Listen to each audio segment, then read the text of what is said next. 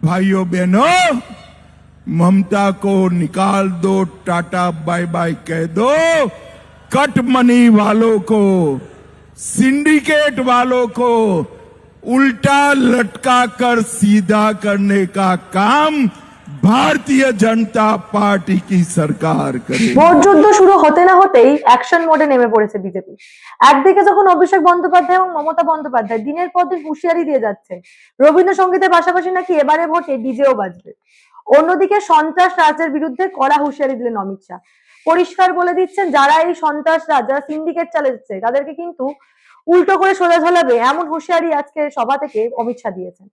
অন্যদিকে যেমনটা দেখা যাচ্ছে সংকল্পপত্র প্রকাশের পর থেকে বিভিন্ন জায়গায় প্রচার করছেন অমিত শাহ, পাশাপাশি দেশের প্রধানমন্ত্রী নরেন্দ্র মোদী তিনিও খোদ বিভিন্ন জায়গায় বিজেপির তরফে প্রচার করছেন। অর্থাৎ বিজেপি স্টার ক্যাম্পেনার হিসাবে এবারে অমিত শাহ এবং নরেন্দ্র মোদী তারা একাই যথেষ্ট। অন্যদিকে যোগী আদিত্যনাথ সহ বিজেপির অন্যান্য কেন্দ্রীয় নেতৃত্বরাও কিন্তু এক এক করে পশ্চিমবঙ্গের জেলায় জেলায় গিয়ে জনসংযোগ করছেন এবং মানুষের সঙ্গে নিজেদের বার্তা পৌঁছে দিচ্ছেন মানুষের কাছে। কিন্তু প্রশ্ন হলো, এই যে হুঁশিয়ারি আজকে শাহ দিলেন, আগে একবার শোনাবো অমিত শাহ কি বলেছেন। कट मनी से आप लोग परेशान है या नहीं है? जोर से बोलो, है या नहीं है? सिंडिकेट से परेशान है या नहीं है? अरे किसी गरीब को घर बांधना है, ईंटा लाना है, तो ममता के सिंडिकेट वाले पैसे मांगते हैं। सीमेंट का थैली मांगना है तो भी पैसे देने पड़ते हैं। भाइयों बहनों, ममता को निकाल दो, टाटा बाय बाय कह दो। कट मनी वालों को, सिंडिकेट वालों को उल्टा लटका कर सीधा करने का काम भारतीय जनता पार्टी की सरकार करेगी। बंगाल में 4 मई के बाद डबल इंजन सरकार बनने वाली है और बंगाल के अंदर विकास का नया दौर शुरू होने वाला है। শুনলেন, একেবারে কড়া হুঁশিয়ারি দিচ্ছেন অমিত শাহ। পরিষ্কার বলছেন মমতা সরকারকে সরাতে পারলে বাকি এই রাজ্য থেকে দুর্নীতি, সিন্ডিকেট রাজ সমস্ত কিছু সরিয়ে দেওয়ার দায়িত্ব বিজেপি সরকারের। 4 মের পর এখানে বিজেপি সরকার গঠন হবে এবং সরকার গঠনের পর সর্বোপরি লক্ষ্য হবে এখান থেকে সিন্ডিকেট রাজ দূর করা। পশ্চিমবঙ্গে বিভিন্ন জায়গায় যে অভিযোগগুলো উঠে আসে, এক রীতিমতো কাটমানি থেকে শুরু করে বিভিন্ন জায়গায় তোলা হয়, এই ধরনের অভিযোগ পশ্চিমবঙ্গের জেলায় জেলায় একেবারে নতুন কিছু নয়। ঠিক সেই অভিযোগ গুলোর কথাই আজকে বীরভূমের সভা থেকে অমিত শাহ তুলে ধরেছেন এবং বীরভূমের সভা থেকে সরাসরি হুঁশিয়ারি দিয়েছেন যে বিজেপির সরকার ক্ষমতায় এলে এই সিন্ডিকেট রাজটা একেবারেই শেষ করে দেওয়া হবে। একদিকে যখন অভিষেক বন্দ্যোপাধ্যায় এবং মমতা বন্দ্যোপাধ্যায় বিভিন্ন জায়গায় হুঁশিয়ারি দিচ্ছেন, উস্কানি দিচ্ছেন, মানুষজনকে তাতিয়ে তুলছেন, ঠিক সেই সময় সিন্ডিকেট রাজ দূর করার কথা অমিত শাহ বলেছেন। উত্তরপ্রদেশের ক্ষেত্রেও তো আমরা দেখেছি, উত্তরপ্রদেশে যোগী আদিত্যনাথের সরকার আসার পর সিন্ডিকেট রাজ একেবারে শেষ হয়ে গেছে। ঠিক একই পন্থায় পশ্চিমবঙ্গের পরবর্তীতে পশ্চিমবঙ্গ এগোবে, সেই কথাই আজকে অমিত শাহ বলেছেন। 300 से ज्यादा कार्यकर्ता चुनावी हिंसा में मार दिए। ये तृणमूल के गुंडे मानते हैं कि इनको कुछ नहीं होगा।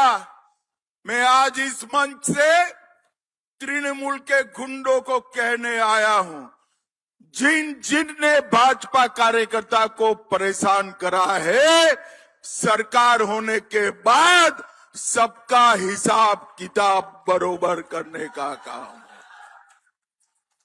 भाइयों बहनों, ये गुंडों ने पूरे बंगाल की जनता को ममता बनर्जी की सह पर बैन कर रखा है और आज पूरे गुंडे, एक बात कान खोलकर सुन ले, 23 और 29 को मतदान के दिन घर में बैठना, वरना बाद में आपकी खैर नहीं है, खैर नहीं। पूरे बंगाल की जनता बेखौफ होकर मतदान करे। चुनाव आयोग ने सेंट्रल पैरामिलिट्री फोर्सेस की ढंग से व्यवस्था करी है। इस बार हम सुनिश्चित करेंगे भाजपा के कार्यकर्ता कोई ममता का गुंडा हमारे चुनाव में खलल न डाल पाए, इसकी व्यवस्था हम करेंगे। 5ই মের পর খুঁজে খুঁজে জেলে ভরার বার্তায় কিন্তু অমিত শাহ দিচ্ছেন, পরিষ্কার করে দিচ্ছেন যে কারুর রেহাই হবে না, কেউ ছাড় পাবে না। এর আগে প্রতিবেদনে আপনাদের দেখিয়েছিলাম কিভাবে বিজেপি অ্যাকশন মোডে নামছে এবং শুভেন্দু অধিকারীও পরিষ্কার বার্তা দিয়েছিলেন যে পশ্চিমবঙ্গে এবারে যে ঘটনা ঘটবে কোনোটাই একতরফা হবে না, অর্থাৎ বিজেপিও যে পাল্টা দেবে সেই ইঙ্গিতে শুভেন্দু অধিকারী দিয়েছিলেন। আবার অমিত শাহর মুখ থেকে একই মন্তব্য শোনা যাচ্ছে যে পরিষ্কার বদলা হবে, বদলও হবে। একদিকে যেমন এই সিন্ডিকেট রাজের বিনাশ করবে বিজেপি, অন্যদিকে বিজেপির কর্মীদের ওপর বারংবার যে আক্রমণ করা হয়েছে, বারংবার কর্মীদের যে আহত করা হয়েছে, সেই সমস্ত ঘটনার কিন্তু বদলা হবে, রীতিমতো খুঁজে খুঁজে জেলে ভরা হবে। সেই বার্তাই আজকে সভা থেকে আবারও অমিত শাহ দিলেন। অন্যদিকে জলজীবন মিশন থেকে শুরু করে অন্যান্য যে কেন্দ্রীয় প্রকল্পগুলো যেগুলোর জন্য বারংবার রাজ্য সরকার দাবি করে যে কেন্দ্রীয় বঞ্চনায়, সেই সমস্ত দাবিগুলো যে মিথ্যা, আজকের সভা থেকে আবারও সেই দাবি করলেন অমিত শাহ। পরিষ্কার বললেন যে বিজেপি সরকার পশ্চিমবঙ্গে ক্ষমতায় এলে কেন্দ্রীয় সমস্ত প্রকল্পের সুযোগ সুবিধা পশ্চিমবঙ্গের মানুষজন পাবে, এমন বার্তাই অমিত শাহ দিলেন।